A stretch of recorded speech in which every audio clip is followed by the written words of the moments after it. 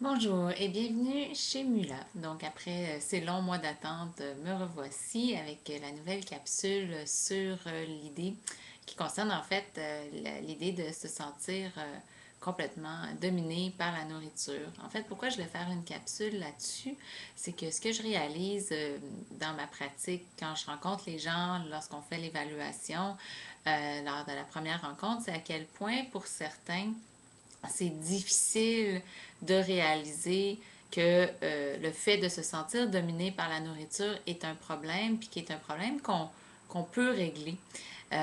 Donc, je m'explique. Quand on commence, on se lève le matin, on pense à la nourriture, on pense aux calories, on pense à pas manger le pain, on a l'impression que c'est devenu normal de faire ça. Et puis, c'est juste de prendre soin de soi, de prendre soin de sa santé. C'est même quasiment bien vu lorsqu'on fait ça. Mais on se prend la tête, puis ça fait souffrir. Puis on est coupable lorsqu'on ne suit pas le plan qu'on s'est donné à la fin de la journée, lorsqu'on fait la révision du nombre de calories ou le nombre de la révision de ce qu'on a mangé. On sent qu'on manque de volonté. Puis la question, êtes-vous dominé par la nourriture? On n'est plus juste dans le ça serait intéressant de faire ça. Ouais, je pourrais peut-être ajouter un fruit ou un légume de plus dans mon alimentation aujourd'hui. Il me semble que ça serait bon. On n'est pas dans ce discours-là.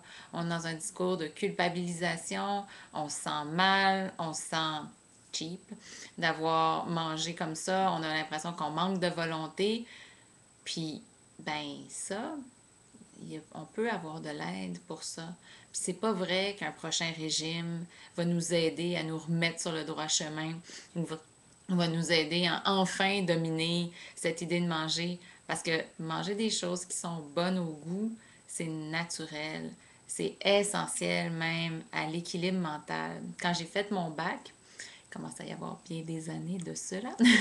Et on avait un régime qu'on pouvait donner aux personnes euh, qu'on disait en phase préopératoire, donc avant qu'ils subissent une opération. Puis ce que les professeurs nous disaient, c'était d'être très vigilants à faire attention que la personne, son opération ne soit pas reportée, puis qu'on ne soit pas mise au courant que la personne, finalement, ben, son examen ou son opération est reportée de fois en fois, puis qu'elle se retrouve à avoir cette alimentation-là pendant 3 à 6 mois. Il y avait des risques que cette personne-là finisse par être déprimée.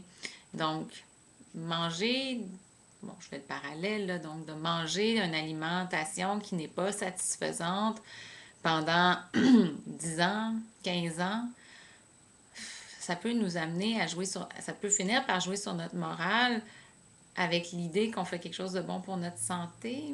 Mais pour moi, la santé physique, d'avoir un poids, le poids recommandé santé, ok, bon, peut-être, mais si ça joue sur notre santé mentale, est-ce qu'on parle de santé?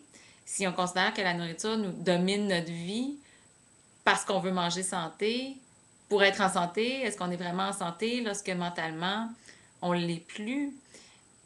C'est la question finalement que je me pose. Puis je trouve ça dommage, toute cette pression sociale autour du fait de bien manger, parce qu'on finit finalement à ne pas réaliser que certaines personnes s'enfoncent vers un problème grave qui est de finir par sentir que on pense juste à manger toute la journée, on pense juste à notre poids toute la journée. Tous nos rapports sont teintés de qu'est-ce que je vais manger, qu'est-ce que j'ai l'air, est-ce que je suis trop grosse, trop mince, trop mince.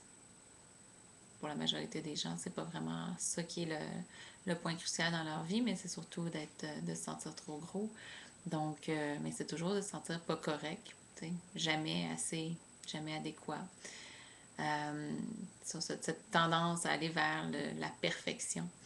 Donc, pour répondre au sondage, en fait, vous avez répondu assez nombreux au sondage là, est-ce que vous sentez que la nourriture est quelque chose de dominant dans votre vie? En fait, les 2 tiers des répondants ont répondu que oui, ce qui est encore là une grande proportion. Donc, je vous laisse là-dessus et je vous dis à bientôt.